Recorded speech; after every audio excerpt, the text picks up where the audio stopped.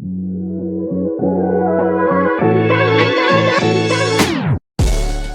everyone, welcome to my channel. Welcome back if you've been here before.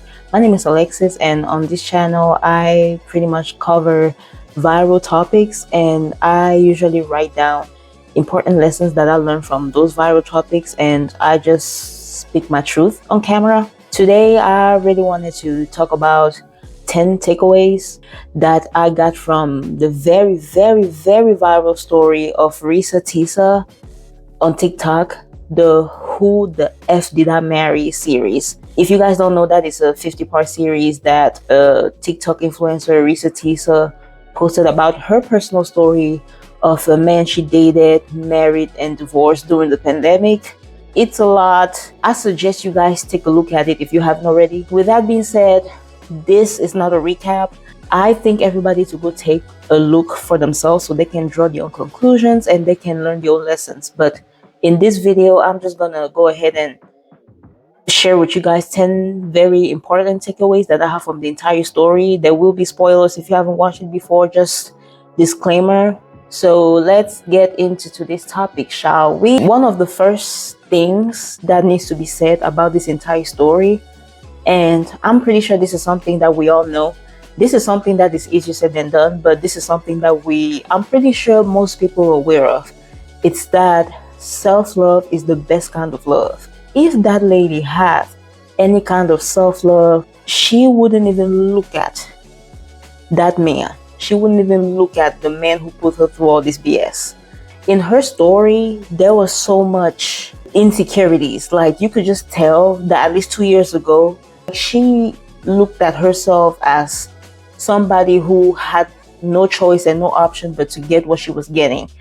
People prioritize dating and marriage so much that they don't realize that one of the best kind of love would be the love that you can give yourself. And when you start loving yourself, anybody who doesn't treat you as beautifully and as uniquely as you treat yourself will never go through the door. You can tell that she has low self-esteem, and that's what got her to even let this man into her life, because the red flags was all the way from the beginning, and she just kind of brushed it off. Like, I think she just didn't want to see it. And one of the reasons why is because, again, I think she really had low self-esteem. She lacked self-love. So yeah, that's like the first takeaway. I'm pretty sure everybody knows this, but it's obviously easier said than done. But self-love is the best kind of love. If you do not love yourself enough, or if you have low self-esteem, do not go around looking for a man, a woman, a relationship, or anything like that. People usually use relationships as a band-aid to just escape from your insecurities and the fact that they lack self-love, but that can actually land you in a worse situation than if you had just stayed single. So I would just suggest people to work on themselves before they even try to get in relationships. The second thing that I learned from this entire situation is that vulnerability goes a long way. Like, all the recent, at least from my For You page and Discover page, etc., all influencers that I saw going viral as of recently all did so because of vulnerability and openness. Vulnerability goes a long way, but to be fair, I'm gonna say this, especially when it comes to Black women specifically, especially Black women like her, right? She is very heavy set, and when it comes to like the beauty hierarchy and the respectability politics and things like that, women like her usually fall at the very bottom. She's Black, she wears straight wigs, she is very religious and things like that, and she's older. I think she's already in her 30s. She's like 35 or 36 if I'm not mistaken. So women like her fall very low on the totem pole. Unfortunately, I'm not the one saying it. This is literally what so many people have said about her since she came out with her story. It wasn't until recently that I noticed that Black women like her were getting sympathy, and I think we're just in very changing times, which is a good thing, which is a very good thing. Because I've been noticing a lot of Black women come out with your stories, and it has been making them go viral. Me personally, as somebody who is taking content creation seriously as of this year. I personally don't think I can do that, but that's only because I have such a hard time opening up and being vulnerable on camera for the world to see. It's actually very risky because people might not always receive your vulnerability the way you think that is supposed to be received by everybody. She actually took a huge risk because everybody could have just ganged up on her and bullied the F out of her, but people actually took her side. And as of recently, I think she even finally got a sponsored trip to England and France. Part 52 of why the I'm kidding. I'm kidding, don't worry. But guess what, guys? I'm going to London and Paris. I'm so excited. It is official. I get to go to London and Paris, the two cities I have been wanting to go to since I was in high school. And I saw in her comments that the Hilton Hotel was trying to reach out to her to set something up. I don't know, but the girl is getting her bag. She's getting all the blessings that she deserves, and I love it for her. But to get there, she really had to open up and be vulnerable. And not a lot of us can do that. The third thing that I learned from her entire situation is that when marriage is nothing but the title, it's not sustainable.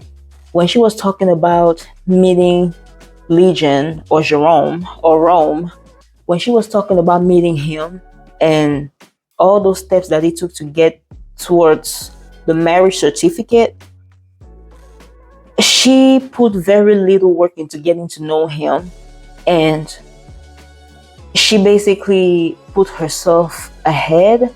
And I don't want to make it seem like she was just wrong all the way, because no, she wasn't. She's the victim in this story.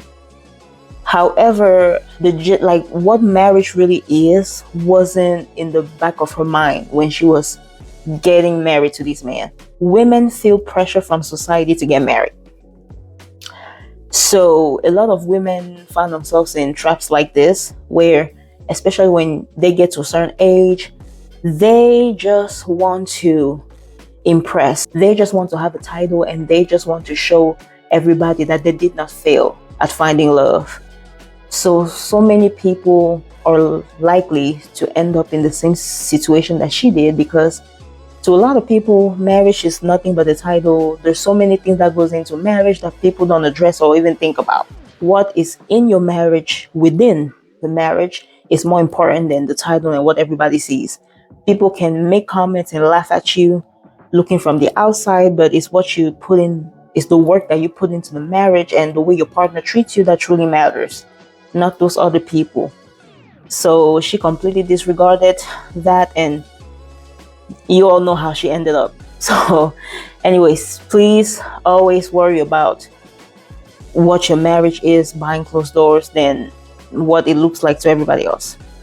Number 4, religion really fails women. It's one of those things, other than societal pressure, that make women feel like if they don't have a husband, especially as of a certain age, they are incomplete. And religion put women in a position where they have to fulfill all these roles that are not benefiting them in any way. It basically benefits everybody around them. And if the woman herself, if she decides that she doesn't want this role, it's looked at as a punishable offense by some religions and the Bible and the church, etc. In her 50-part series, she was always mentioning God, God, God. She's very religious.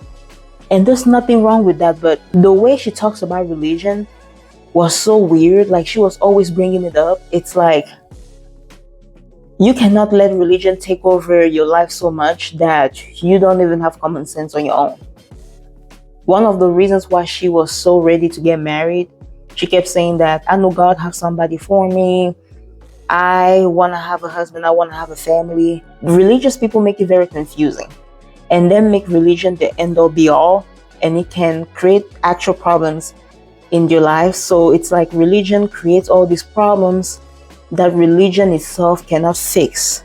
That's what I got from her story. A lot of women that are very religious put their life on the line for religion or for everything that the religion require of them. That a lot of time plays at your detriment. Number 5, I think it's very important for all of us to ask ourselves, how does this benefit me? I think for a lot of, especially women, we've been conditioned to think that if we think about how something benefits us before we accept it, it's kind of selfish. It's not, because everybody is out there for themselves. And anybody who's trying to make you feel like putting yourself above all else, and I'm not saying this in a mean way, like just put yourself above all else, meaning if you want money that you don't have, you can go rob a bank and destroy somebody else's life. No, no, no, that's not what I'm saying. But actually putting yourself above all else as working hard for yourself, reaping the benefits of your labor before somebody else can benefit from them, etc. It's very important, because she not once asked herself, how does this entire situation is going to benefit me? Because if she had, I doubt that she was going to end up in this situation. And a lot of us, especially women, we do this. We do not question anything past, how is it going to help everybody else around me? So I think she was thinking about her family. She was thinking about her church, religion, etc. And of course, it's okay to want marriage and a relationship like she did. But not once did she think that, how is this going to benefit me on the long run? And she just kind of went away. She just kind of accepted things and accepted things and accepted things without questioning them, got tired, got numb. In her own words, she got numb. And she just kept on accepting things, and then eventually she snapped. And if she's right about what she said, if she was really telling the truth when she said she was gonna hurt him, if she really went through with hurting him physically, she probably would have ended up with a criminal record. She might still be on TikTok telling the same story, but just with a slight little twist of, oh yeah, by the way, I beat him up and I got arrested. So there's nothing selfish about always making sure that something is benefiting you before you can proceed with accepting it or letting it into your life, into your space. Not once did it seem like she was thinking about her own interests. She was just defining her desires based on other people's lenses, and she was accepting BS based on that. It wasn't really what was benefiting her. It was what was gonna look good to everybody else. Number 6, I would say we all need a wide variety of friends. You can have 4 or 5 friends and they all have a different view of life. And I think that diversity of thought is necessary in our lives. If only she had one person in her life to tell her, leave that man right now. Maybe there was, because to be honest, 50-part series, I don't remember exactly everything that she said, but maybe there was and I just don't remember. But from what I remember is that she opened up to her aunt, and her aunt told her, you married him, so you make things work or whatever. And coming from, again, a religious background, she probably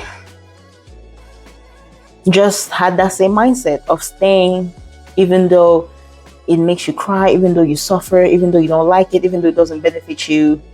That's your husband. Even though he doesn't feel that same way about you, even though he doesn't respect the marriage like you do, stay around anyways. And all her friends and family seem to have that mindset.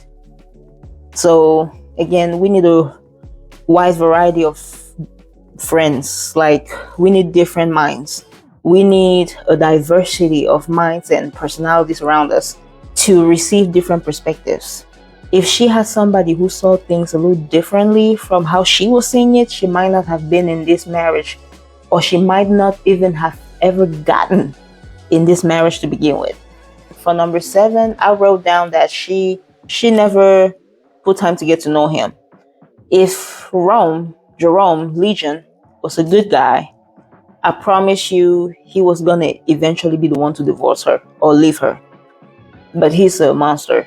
screenshots lying about dead people. Oh God. But anyway, even when they got to the cemetery, I believe, or even when they were driving home, I don't remember where they were driving from, but apparently they were on your way to your house or the apartment or whatever, when he's the one who said, let me show you my parents' cemetery, let me show you the building where I work. So none of those things she seemed to care about. There's a lot of people who are saying that she only wanted to get out of this when she realized that he couldn't take care of her financially. There's a possibility, I love the fact that there's so many different opinions and views on this situation. He lied a lot, but she never really seemed to be very much interested in him. It's not just getting to know somebody because you want to protect yourself. It's finding that right balance of getting to know somebody also because you want them to feel special and you also want them to make you feel special. She just also did not seem to care about this man. Why is he on the phone like, my brother says hey, and you go hey? I mean, if that's my man, I'm definitely standing there yelling stuff, trying to get your brother's attention, trying to crack jokes with your brother. Like, I want to get to know your brother too. I want to get to know all your sisters. I want to get to know everybody. She didn't seem to care. Again, based on her story, it's like, lady, how can your man be having a conversation with his siblings at 6 a.m. in the morning and you never get in the middle of the conversation? You never try to meet them. He's the one who always continuously say, hey, look at my workplace, look at this, look at that. That's my aunt, that's my this, that's my that. Like, you just cannot worry about this man being a husband. Like, you want to get to know him, don't you? Like, again, sometimes it makes me wonder if she even loved him. Because when I was listening to her, sometimes I felt like she had the illusion of love, but she never really cared for him at all. Number 8, I would say, I hope she doesn't fall in the same trap, because there are actually scammers and liars out there who are going to do the job way better than Rome or Jerome or Legion or whatever. And now that she's getting all this shine, the scammers are going to come in a little more prepared. I think she even mentioned that she hasn't been to therapy yet. She hasn't talked to a counselor. I really think that she needs to work on her self-esteem while she's getting all this praise. Because based on the energy that I got from her, I think she's just been very happy that people have been connecting with her. But I don't know if she's necessarily understanding what happened to her, and I don't know if she's like preparing herself not to ever make this kind of mistake again. But hey, maybe I'm just like overthinking and overlooking. So we'll see. But I'm rooting for the girl, okay? I'm rooting for that woman. She's been through a lot. Number 9, sometimes we do not choose a life of material, but the life of material chooses us. Because I feel like every time somebody talks about your desire to have a penthouse, a mansion, luxury cars, designer clothes, expensive things, etc., some people want to remind them that there are much more valuable things to life, like things that money cannot buy, like true love and kids and a husband and friendships and family, etc. Sometimes people love material things not because they just love it over everything else, but because they've been so hurt and disappointed and abandoned by all the other things that money cannot buy, that they just had no other choice but to rely on your luxury goods to feel good about themselves. It's kind of a sad story, but if there's nobody there to really give you the love you deserve for any reason at all, why wouldn't you find that fulfillment and satisfaction in other places? Now she's getting all these material things that she's always wanted, but she doesn't have the husband and the child that she claims that she always wanted. You might come across somebody who puts so much emphasis on getting material things. Always remember that sometimes you do not choose the life of material goods. You do not choose that luxury lifestyle or whatever. Sometimes all the loves of your life fail you, and you kind of just have to get over it by working super hard and getting material things to kind of compensate for the love that you're missing in your life. some people have had to grieve a lot and lose a lot of people. So they turn to material things. Not everybody will choose a materialistic lifestyle. It's just somebody who has chosen that over people that they love. Sometimes it's that life that chose you, and you just accept it because that's the only life that really chose you. Number 10, it is not what you say, it is how you say it. This story went viral not just because it was insane, but because of the way she told the story. She's a very good narrator, she's a very good storyteller, and she knows her stuff. Like, she just has such a calm way of speaking. It's like you just want to sit back and relax and get your popcorn and just listen to her talk. Like, I actually listened to all 50 parts of the story in 2 days. She seems like a very nice person. She's very relatable. That just contributed to her story going viral and to her becoming pretty much a TikTok star at the moment. Yeah, it's not always what you say, sometimes it's how you say it. And yeah, you can have a 7-hour long story and somehow people still find a way to connect with you. This is the end of the video. Thank you all so much for hanging out with me. I am so appreciative. If you watched to this part of the video, thank you. Thank you so much. Please, on your way out, go ahead and leave a like. Go ahead and comment. Go ahead and subscribe, share the video. And I will catch you next time. Thank you so very much.